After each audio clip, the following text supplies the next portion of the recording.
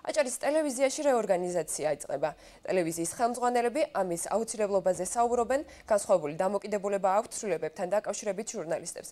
ნაწილი ფიქრობს, რომ მათი კონკურსში მონაწილეობა ამდენწლიანი გამოცდილების შემდეგ შეურაცხყოფაა, თუმცა ოფიციალურად კომენტარის გაკეთება დღეს არავინ ისურვა. აჭარის ტელერადიო დეპარტამენტის ხელმძღვანელი სოსოს ტურუას თქმით, საზოგადოებრივი მაუწყებლის სტატუსი ითვალისწინებს, რომ კონკურსი ყველა თანამშრომელმა გაიაროს, მათ შორის საინფორმაციო სამსახურის ხელმძღვანელმაც. პროდიუსერი ირინა ყურუა არ ფარავს, რომ ჟურნალისტების დამოკიდებულება არაა ოპტიმისტური, თუმცა ამას მიზეზით ვერ ხსნის. აჭარის ტელევიზიაში კიდევ ერთი სიახლეა სოსოს ტურუას მოადგილე ჟურნალისტი ნატა იმეიდაიშვილი იქნება. იგი თვლის, რომ ტელევიზიამ ახალი ცხოვრება უნდა დაიწყოს და ახალი გადაცემებისა და პროექტების პარალელურად კონკურსის ჩატარებაც აუცილებელია. და როგორ უნდა გადანაწილდეს და რა გადაწყვეტილებას მიიღებენ რეორგანიზაციის შემდეგ, მათს მთავარ გამოშვებაში გაიგებთ.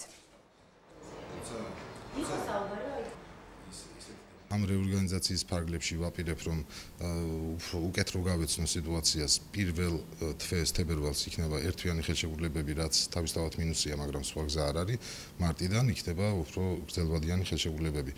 რაც შეეხება კონკურს ჟურნალისტების, ჩემის აზრით და ყველა კვალიფიციური სპეციალისტი ამას გეტყვით, როცა ტელევიზია უნდა შეიცვალოს სტატუსი და უნდა გახდეს საზოგადოებრივი, აუცილებელია ყველა ჟურნალისტურ თანამდებობაზე და საერთოდ ყველა თანამდებობაზე თუ იქნა კონკურსი, უნდა გამოცხადდეს. ტელევიზია მიიღებს თუ არა საზოგადოებრივი მაუწყებლის სტატუსს, ავტომატურად გამოცხადდება კონკურსი. უკვე ეს ჩვენ გვევალება, კონკურსის შედეგად უნდა შეირჩეს მთლიანად რგოლი, რომელიც განაგრძობს შემდეგ მუშაობას ტელევიზიაში. ამიტომ არავის არ აქვს შანსი დარჩეს და იმუშაოს, იმათაც კი, ვინც წლების განმავლობაში მუშაობდნენ აქ, გამომდინარე სტატუსიდან და ამ სტატუსის ახალი მოთხოვნებიდან.